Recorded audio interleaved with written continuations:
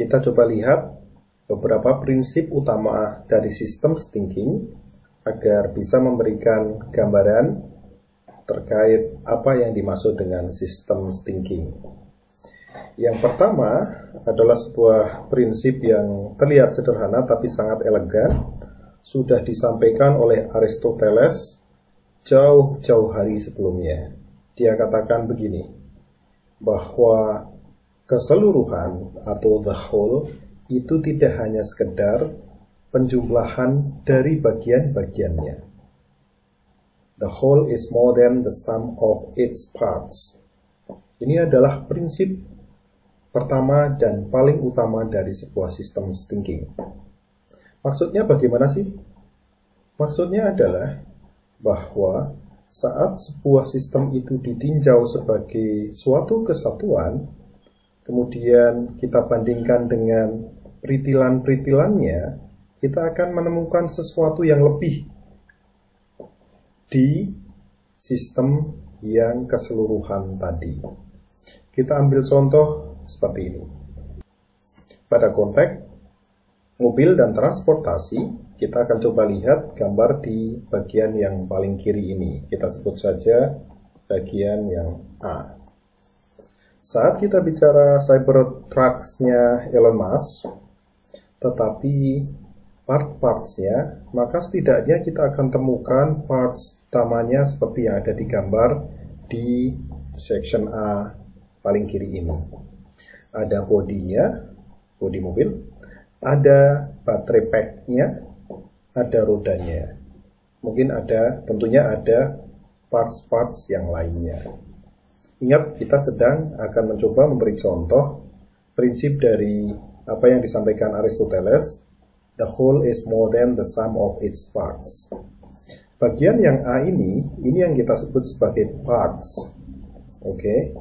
Kalau di mobil kita sebut sebagai spare parts atau parts.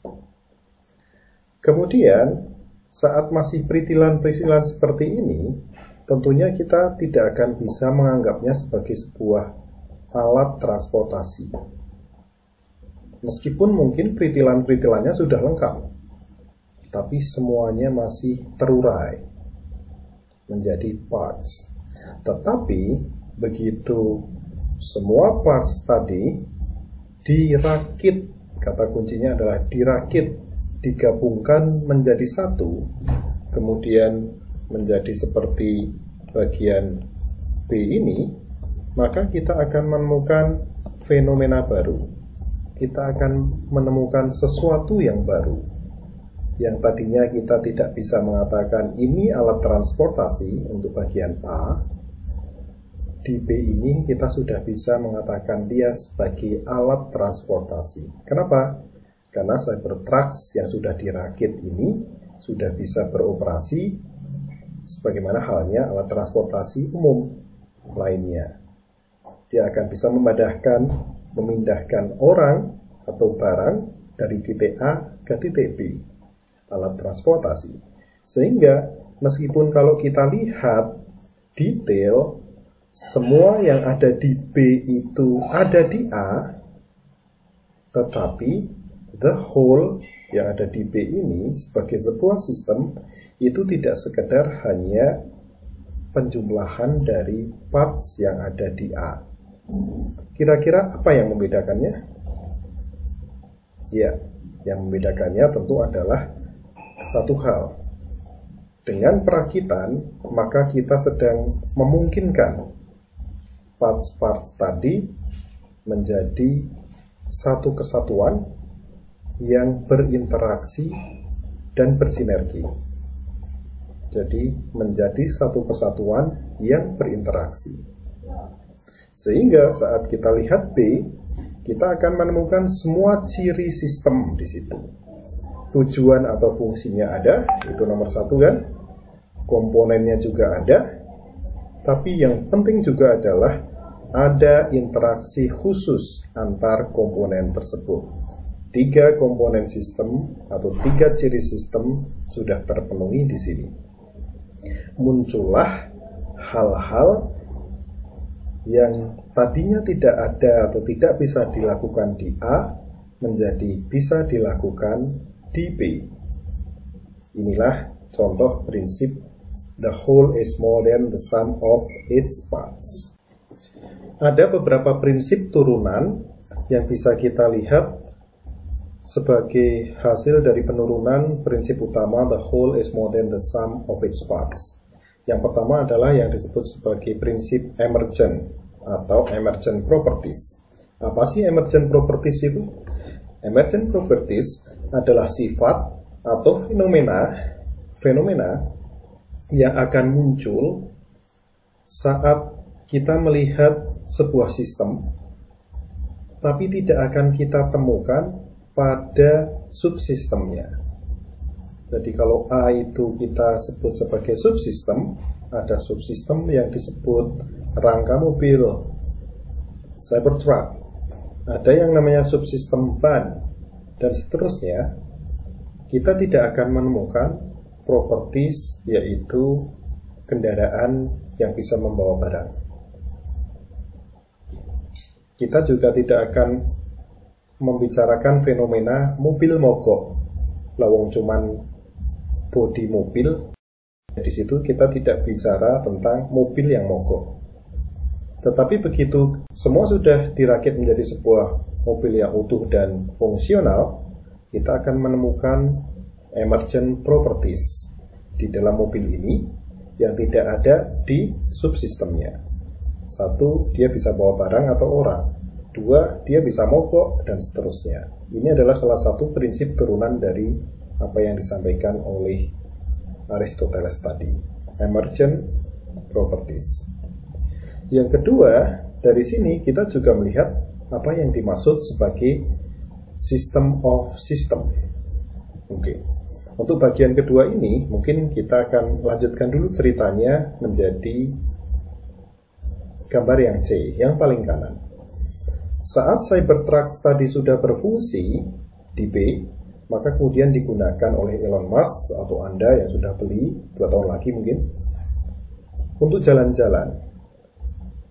Begitu dia masuk di jalanan, maka dia akan menjadi bagian dari sebuah sistem yang lebih luas atau lebih besar lagi. Mobil tadi memang benar sistem, tetapi begitu masuk ke jalan, di perempatan, kita akan temukan dia adalah bagian dari sistem yang lebih luas. Kalau B tadi kita sebut sistem mobil, C ini, di mana B ada di dalamnya, adalah sistem transportasi. Ada Cybertrucks, ada mobil polisi, ada truk, ada selain kendaraan, lampu lalu lintas, ada pak polisi, ada orang yang lagi demo, ada preman, ada orang jualan kaki lima, dan seterusnya. Yang kedudukannya setara dengan Cybertruck tadi di dalam sistem yang lebih besar. Nah, inilah contoh yang disebut sebagai system of system. Sistem dari atau yang terdiri dari sistem-sistem lain. Sehingga saat kita bicara anak teknik industri, berpikir sistem, kita akan selalu melihat layer-layer seperti itu. Sebuah mobil adalah sistem. Dia bagian dari sebuah sistem yang lebih besar, perempatan jalan. Tapi perempatan jalan itu pun kalau kita perluas merupakan bagian dari sebuah sistem yang ada di, misalnya ini bundaran ya, sistem transportasi di UGM dan sekitarnya. Sistem transportasi di UGM dan sekitarnya itu sebenarnya adalah bagian dari sistem yang lebih luas lagi yang ada di Sleman dan seterusnya. Nah, itulah yang biasa disebut sebagai systems of system. Karenanya, sebagai seorang desainer sebuah sistem, kita biasanya melihat di mana batasan dari sistem yang sedang kita desain itu, tapi juga mempertimbangkan sistem yang lebih luas yang akan mempengaruhinya. Kita biasanya tidak akan berasumsi bahwa sistem yang kita bangun ini terisolasi penuh, tidak akan mempengaruhi ataupun tidak akan dipengaruhi oleh sistem yang lebih luas. Biasanya kita tidak berasumsi seperti itu. Nah, saat kita bicara gambar C, kita bicara sistem transportasi di sebuah perempatan, tentunya kemudian kita bertanya-tanya, kira-kira emergent properties-nya contohnya apa ya? Banyak yang bisa kita amati sebagai emergent properties di C yang tidak kita lihat kalau hanya melihat one single Cybertruck. Misalnya, di C kita akan temukan, bisa jadi kita temukan kecelakaan tabrakan. Kalau satu single truck, nggak ada yang namanya tabrakan dengan kendaraan lain kan? Nah itu yang disebut atau contoh dari emergent properties.